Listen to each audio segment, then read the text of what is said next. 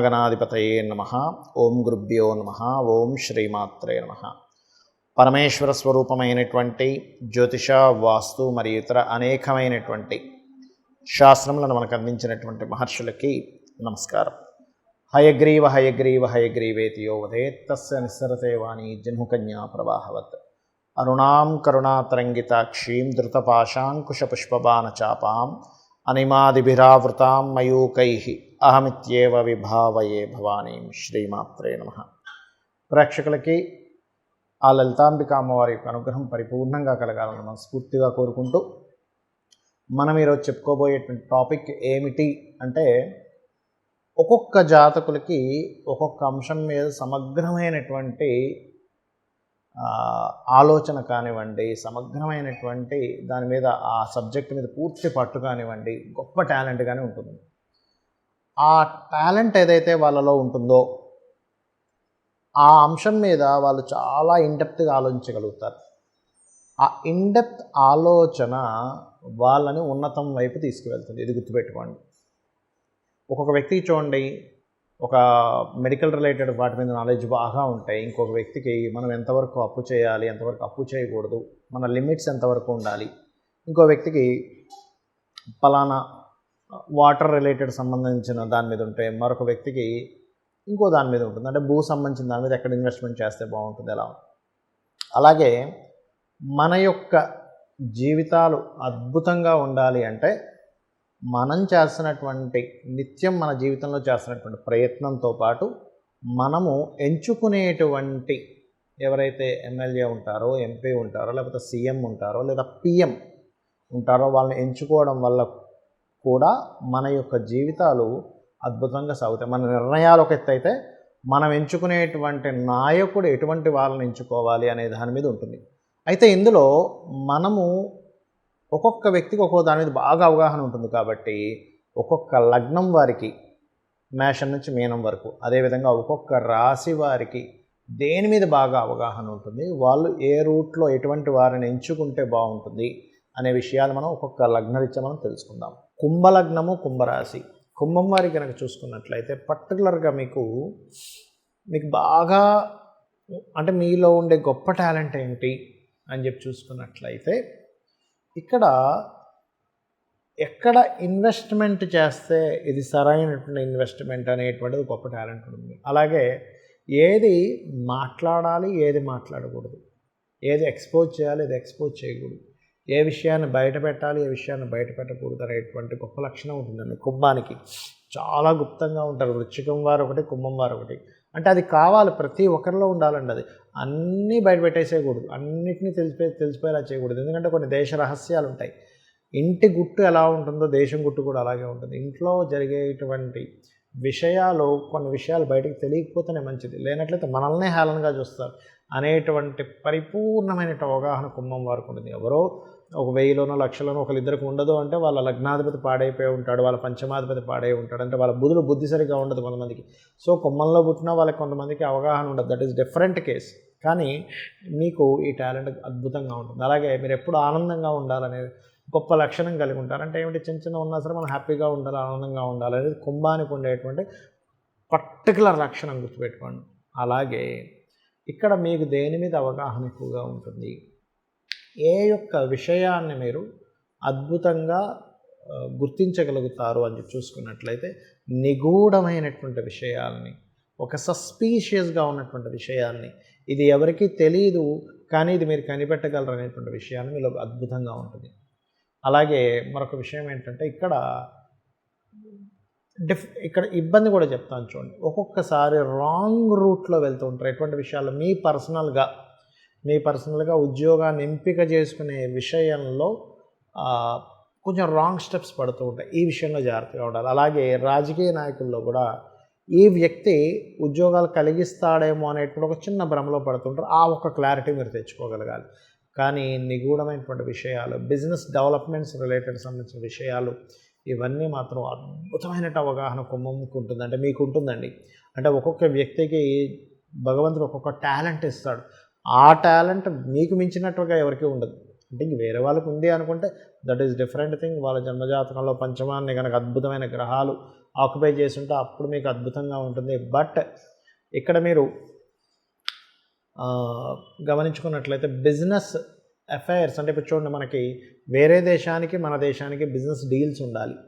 ఒక నాయకుడు ఎప్పుడూ కూడా దేశ ప్రధాని కానివ్వండి, రాష్ట్రంలో ఉండేటువంటి సీఎంలు కానివ్వండి, మనకి ఉండేటువంటి ఎమ్మెల్యేలు ఎంపీలు కానివ్వండి, వాళ్ళకి ఏంటంటే ఎప్పుడు కూడా వాళ్ళకి ఉండాల్సింది ఏమిటంటే మన దేశానికి ఇంకొక దేశానికి సంబంధాలు ఎలా ఉండాలి, ఆ సంబంధాల ద్వారా మనం ఏ రకంగా వారితో బిజినెస్ డీల్స్ పెట్టుకోగలుగుతాం, శత్రుత్వాలు లేకుండా చూసుకోగలుగుతాం, మైత్రిగా ఎలా ఉండగలుగుతాం, ఎలా సపోర్ట్ చేయగలుగుతాం. అంతేగాని ప్రతి దేశంతో శత్రుత్వాలు పెట్టేసుకొని మనకి ఎప్పుడూ కూడా గుర్తుపెట్టుకోండి, ఇంటికి కానీ దేశానికి కానీ ఇంటికి పక్కింటి వాడితోని ఎదురింటి వాడితో శత్రుత్వాలు ఎంత తక్కువగా ఉంటే అంత హ్యాపీగా ఉంటాం. అలా కాకుండా పక్కింటోడితో ఎదురింటితోనే ఎప్పుడు గొడవ అనుకోండి, మనం బయటికి ఇలా వెళ్ళగానే ఏదో ఒక కంప్లైంట్ మనకు వస్తూనే ఉంటుంది. అలాగే దేశానికి కూడా అంతే ఉంటుందండి. ఎంత మైత్రి పెంచుకోగలుగుతున్నాము ఇతర దేశాలతోని, మనకు ఉండేటువంటి నాయకుడు ఎంత మైత్రిత్వాన్ని పెంచుతున్నాడు, మన యొక్క దేశ వాల్యూని ఎంత పెంచగలుగుతున్నాడు అనేటువంటి నాయకుడు మనకు కావాలి. ఆ యొక్క అవగాహన మీలో అద్భుతంగా ఉంటుంది, గుర్తుపెట్టుకోండి. ఈ అవగాహన మీరు తెలుసుకోవడమే కాకుండా మీరు 10 మందికి మీరు ఎప్పుడైతే అవగాహన క్లియర్గా చెప్పగలుగుతారో 10 మంది కూడా ఎడ్యుకేట్ అవ్వగలుగుతారు, మనకు మంచి నాయకుడిని ఎంపికగా చేసుకోగలుగుతాము. అయితే మీరు చేయవలసినటువంటి దేవత ఆరాధన ఏమిటి అని చెప్పి చూసుకున్నట్లయితే, పర్టికులర్గా ఇందాక మనం చెప్పుకున్నాం, మీకు పర్సనల్గా కొంచెం ఎంపిక చేసుకునే విషయంలో అంటే ఏమిటి, ఒక జాబ్ను కానీ ఎంప్లాయ్మెంట్ కానీ ఎంపిక చేసుకునే విషయంలో కొంత మీకు ఇబ్బంది ఉంటూ ఉంటుంది. అది తగ్గాలంటే కందులు దానంగా ఇస్తూ ఉండండి. మరియు మీరు నిత్యము విష్ణు సహస్రనామాలు ఎక్కువగా ప్లే చేస్తూ ఉండండి. ఓం మధుసూదనాయ నమః అనే మంత్రం చేసుకోండి. అన్ని విధాలా మీకు బాగుంటుంది. ఎందుకంటే ఇక్కడ మన దేశం, మన నిర్ణయాలు మనం ఎంత ఖచ్చితంగా తీసుకుంటామో మన దేశం కూడా అంత బాగుండాలి, మన నాయకుడు అంత కరెక్ట్గా ఉండాలి. ఎందుకంటే యథా రాజా తదా ప్రజ, మనం నాయకుడిని ఎంత పర్ఫెక్ట్గా ఎంపిక చేసుకుంటే మన జీవితాలు బాగుపడతాయి. చాలామంది మేధావులకి ఎవరికి ఓటు వేయాలనేటువంటి అవగాహన ఉంది, కానీ ఇంకొంతమందికి అసలు ఎటువంటి వారిని ఎంపిక చేసుకోవాలనేటువంటి అవగాహన లేని వాళ్ళు కొంతమంది ఉన్నారు. వారి కోసం వాళ్ళు చాలామంది అడిగారు నన్ను, ఏమండి అసలు ఎలాంటి వాళ్ళని మనం ఎంచుకోవాలి, అలాంటప్పుడు అసలు ఏ అంశాలు చూడాలి అని చెప్పి చూసుకున్నట్లయితే మొట్టమొదటిగా గుర్తుపెట్టుకోండి, ఎప్పుడు కూడా ఒకటే ఏమిటంటే ఫస్ట్ అసలు రైతు, ఈ దేశానికి రైతు వెన్నెముక్క అంటారు కాబట్టి రైతులకు ఎంతవరకు వాళ్ళు సపోర్ట్ చేస్తున్నారు ఈజ్ మోస్ట్ ఇంపార్టెంట్. గుర్తుపెట్టుకోండి, ఏ నాయకుడు అయితే పర్ఫెక్ట్గా సపోర్ట్ చేస్తాడు, అంటే పిచ్చి పిచ్చిగా పనిచేయడం కూడా కాదు, అర్థం చేసుకోండి. ఎవరైతే రైతు నిజంగా ఇబ్బందుల్లో ఉన్నప్పుడు ఎవరైతే అవగాహన వాళ్ళకి సపోర్ట్ చేస్తున్నాడో ఆ నాయకుడు నిజంగా దేశానికి ఉపయోగపడతాడు, గుర్తుపెట్టుకోండి. అదేవిధంగా వైద్య రంగ సంబంధించిన డెవలప్మెంట్స్, ఏ నాయకుడి ద్వారా డెవలప్మెంట్స్ పెరుగుతున్నాయి, ఏ నాయకుడు వైద్య రంగానికి సంబంధించిన వాటిలో ఎంత చక్కటి అంటే ప్రజలకు ఎంత చక్కగా దాని యొక్క అవగాహన కలిగించేలా కానివ్వండి. అదే రకంగా ఎన్ని మనకి అంటే ఫ్రీగా పంచిపెట్టుకుంటూ వెళ్ళిపోవడం అని కాదు అక్కడ అర్థం, అంటే ఎంత సమగ్రంగా ఫండ్స్ వాడగలుగుతున్నారు మెడికల్ రంగాలకు సంబంధించినటువంటి. అదేవిధంగా మనం ఏదైనా ఇప్పుడు ఇస్తున్నాము అలా అప్పులు చేస్తూ పంచిపెట్టడం కాదు ఇక్కడ. ఎవరైతే అప్పులు చేయకుండానే మనం సంపదను సృష్టించగలుగుతున్నాము, ఎందులో ఇన్వెస్ట్మెంట్ చేయగలుగుతున్నాము ఈజ్ మోస్ట్ ఇంపార్టెంట్. ఎప్పుడు కూడా మన దేశ నాయకుడు కానివ్వండి, ఒక ఎమ్మెల్యే, ఎంపీ ఆర్ ఒక సీఎం కానివ్వండి, పిఎం కానివ్వండి, వీళ్ళందరూ కూడా ఇన్వెస్ట్మెంట్స్ ప్రజల యొక్క ధనాన్ని, ఎందుకంటే ఇదంతా మన డబ్బులు, మనకు ఎవరైనా పంచుతున్నారంటే కూడా మన డబ్బులే మనం పంచుకుంటున్నాం, మళ్ళీ మనం కడుతున్నాం ఆ రేట్లు పెరిగిన దాంట్లో. కాబట్టి ఆ యొక్క ధనాన్ని ఎక్కడ ఇన్వెస్ట్మెంట్ చేసి అది మళ్ళీ సంపదగా మార్చేటువంటి టాలెంట్ ఏ నాయకుడికి ఉంది. ఇంకా ముఖ్యంగా ఏమిటంటే యూత్కి ఎటువంటి ఇవి కలిగించగలుగుతున్నారు అంటే ఇవాళ రేపు ఏమిటి అంటే ఇవాళ యూతే రేపు దేశానికి వెన్నెముక లాంటి వారు. ఎలా అయితే రైతులు ఎలాగో అదేవిధంగా యూత్కి ఎటువంటి సదుపాయాలు కలిగించగలుగుతున్నారు. యూత్కి కేవలం ఏదో గవర్నమెంట్ జాబ్స్ ఇచ్చేయడం అని కాదు, గవర్నమెంట్ జాబ్స్ ఇస్తామని హామీలు ఇచ్చేసి దాని తర్వాత 5 ఏళ్ళు పోయిన తర్వాత అయ్యో మేము ఇంత ఇచ్చాం అంత ఇవ్వలేకపోయాం ఏదో మళ్ళీ చెప్పేయడం అలా కాదు. యూత్కి సెల్ఫ్ ఎంప్లాయ్మెంట్ ఎంతవరకు చేయగలుగుతున్నారు, సెల్ఫ్గా ఎంతవరకు గవర్నమెంట్ సపోర్ట్ చేయగలుగుతుంది.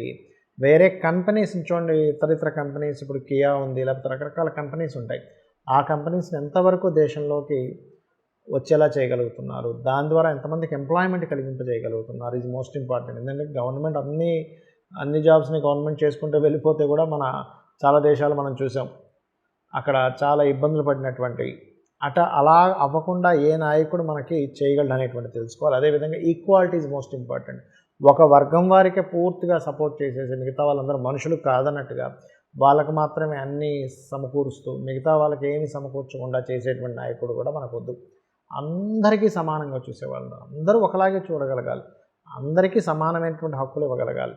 అదేవిధంగా ఇవి కలిగిస్తూ దేశ రక్షణ కోసం మనం చూడండి, ఇప్పుడు మన యొక్క రక్షణా దళం ఎంతవరకు పటిష్టంగా ఉంది. ఎందుకంటే రక్షణ కనుక సరిగ్గా లేకపోయినా దేశం లోపల కావచ్చు, సరిహద్దుల్లో కావచ్చు, ఏ నాయకుడు ఉన్నప్పుడు మనకి రక్షణ కరెక్ట్గా ఉంది, మనం భయభ్రాంతులకు గురవకుండా ఉన్నాము అనేటువంటిది కూడా ఎంపిక చేసుకోవడంలో సమగ్రంగా మనం అర్థం చేసుకోవాలి. అదేవిధంగా ఎడ్యుకేషన్ సిస్టమ్, ఏదో స్కూల్స్ కట్టేస్తున్నాము, కాలేజీలు కట్టేస్తున్నాము అన్నట్టు కాకుండా సిస్టమ్ ఎంతవరకు మార్చగలిగింది అంటే మనం చిన్నప్పటి నుంచి చదువుకుంటున్నప్పుడు ఆ చదువు సంస్కారాన్ని పెంచుతూ ఎట్ ఏ సేమ్ టైం మనకి విద్య ఎలా తోడ్పడుతుంది, వాళ్ళకి ఆ విద్యలో కూడా ఏదైనా ఒక నేర్చుకునేలాగా, అంటే ఏదో చదువుకుంటూ వెళ్ళిపోయామండి కానీ అది దేనికి ఉపయోగపడలేదు అంటూ ఉంటారు. అలా కాకుండా విద్యా వ్యవస్థలో ఎటువంటి మార్పులు తీసుకురావాలి, ఎటువంటి మార్పులు తీసుకురావడం వల్ల ఒక పిల్లవాడు పెద్ద అయిన తర్వాత తన సొంత కాళ్ళ మీద తాను నిలబడడానికి ఈ ఎడ్యుకేషన్ ఎంతవరకు తోడ్పడుతుంది అనే దాని గురించి. అదేవిధంగా ఇవన్నీ ఒక ఎత్తు అయితే జీడిపి అంటూ ఉంటారు. మన దేశ జీడిపి ఎంత పెరుగుతూ ఉంటే అంత బాగుంటుందని మన దేశం. ఏ నాయకుడు మన దేశ జీడిపిని పెంచగలిగాడు, భవిష్యత్తులో ఎంత ఉంది, ఇప్పుడు ఎంత ఉంది, ఫ్యూచర్లో ఎంత ఉండబోతుంది అనేటువంటిది. అదేవిధంగా కేవలం ఏదో మన దేశాన్ని పెంచుకుంటూ రక్షణ వ్యవస్థ పెంచుకోవడమే కాకుండా ఫ్రెండ్లీ, అంటే ఇతర దేశాలతో మనం స్నేహ స్వభావంగా ఏ నాయకుడు వచ్చినప్పుడు దేశంలో స్నేహ స్వభావం కానివ్వండి, లేనట్లయితే ఇతర దేశాలతో స్నేహంగా ఎంత ఫ్రెండ్లీగా తయారయ్యాం, దాని ద్వారా మనకి ఇంపోర్ట్ ఎక్స్పోర్ట్స్ కానీ ఎలా ఉంటాయి. ఇప్పుడు ఒక దేశం కనుక మిగతా దేశాలతో స్నేహంగా, ఎంత ఎక్కువ దేశాలతో స్నేహంగా ఉంటే ఆ యొక్క దేశం అంత ఇంప్రూవ్మెంట్ అవుతూ ఉంటుంది. అలాగా ఏ నాయకుడు వచ్చినప్పుడు మనకి ఇతర దేశాలతో ఇంపోర్ట్ ఎక్స్పోర్ట్స్ ఎంత జరుగుతూ ఉంటే మనం తయారు చేసినట్టు వేరే దేశాల్లో అమ్మగలుగుతాం. ఎంతసేపు వేరే దేశాల్లో ఉన్నది మాత్రం మనం కొనుక్కుంటే మన దేశం పెద్ద దేశంగా ఉండిపోతుంది. అలా కాకుండా మనం ఎంత ఇంపోర్ట్ చేయగలిగితే, ఫ్రెండ్లీగా ఉండగలిగితే అంత పెరుగుతూ ఉంటుందండి. అలాగా ఏ దేశాలతో ఫ్రెండ్షిప్ చేయాలి, ఏ దేశాలతో ఫ్రెండ్షిప్ చేయకూడదు అనేటువంటి అవగాహన ఉండాలి ఒక నాయకుడికి. లేనట్లయితే ఇప్పుడు ఫ్రెండ్గా ఉన్నట్టుండి మనకే ఇబ్బంది పెడతాడు. కాబట్టి అటువంటి పూర్తి అవగాహన తెలుసుకోవడం. ఎందుకంటే ఈ యొక్క ఏవైతే ఎన్నికలు ఉంటాయో ఇతర దేశాలు కూడా ఈ నాయకుడు రాకపోతే బాగుందని అంటే అటువంటి కుట్రలు పనేటువంటిది కూడా ప్రస్తుతం నడుస్తుంది. కాబట్టి ఆ యొక్క దేశాలతో ఎలా ఉంటున్నాడు ఏంటనేటువంటి నాయకుడు కూడా మనకు కావాలి. అదేవిధంగా డెసిషన్స్, ఇప్పుడు ఒక డెసిషన్ తీసుకుంటే ఈ డెసిషను మళ్ళీ కొంతకాలం పోయిన తర్వాత అయ్యో ఇది మనం తీసుకుంది రాంగ్ డెసిషన్, దీన్ని మార్చేసుకుందాం అని మార్చేసే నాయకులు, లేకపోతే ఏదైనా ఒకటి ప్రారంభిస్తే అది ప్రారంభించింది ఆగకుండా కొనసాగేటువంటి నాయకులు మనకు కావాలి ఎప్పుడు కూడా.